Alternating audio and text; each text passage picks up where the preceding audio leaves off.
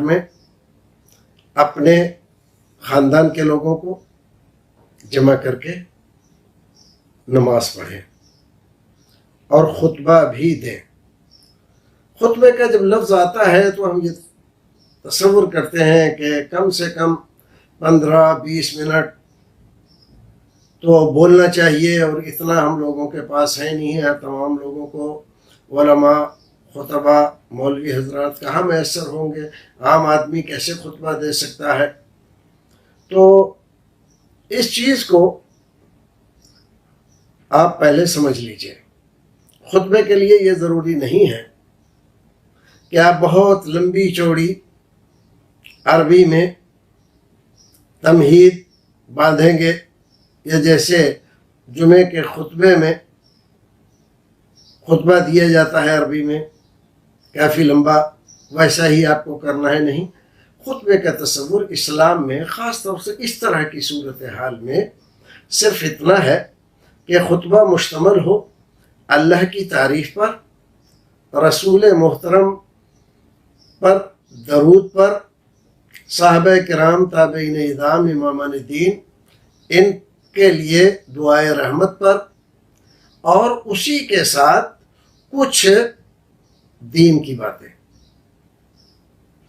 نماز کی پابندی، روزے کی پابندی، اخلاق حسنہ، یہ سارے لوگ جانتے ہیں۔ جس انداز سے بھی آپ کہہ سکتے ہیں، اگر 5 منٹ بھی آپ نے یہ سب کچھ کر لیا تو آپ کا خطبہ ہو گیا، اور پھر اس کے بعد آپ نماز پڑھا دیں۔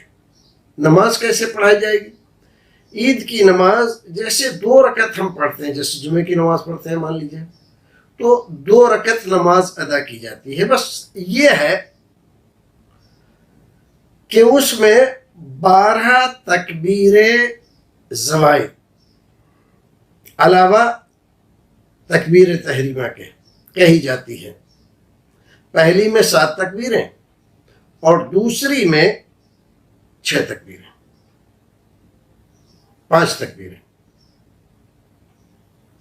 تو 7 5 12 ہو گئے۔ تو کیسے کہیں گے کہ آپ نے اللہ اکبر کہا، نیت باندھی، دعائے ثنا پڑھی، پھر اس کے بعد اب آپ اللہ اکبر، اللہ اکبر اس طرح سے کہیں گے۔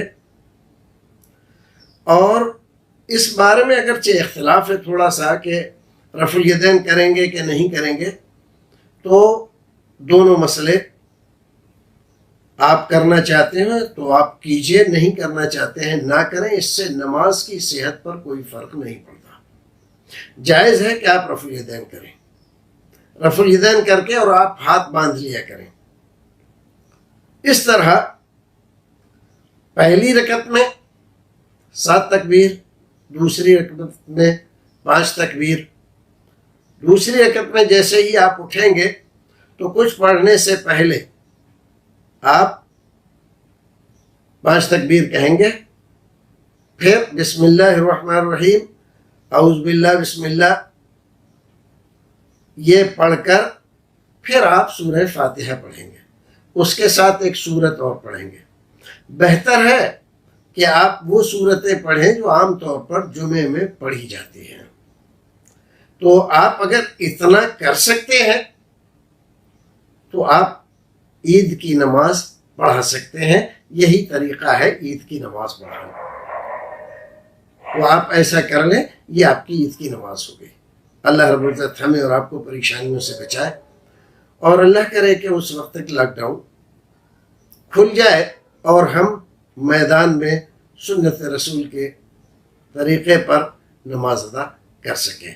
السلام علیکم ورحمۃ اللہ وبرکاتہ۔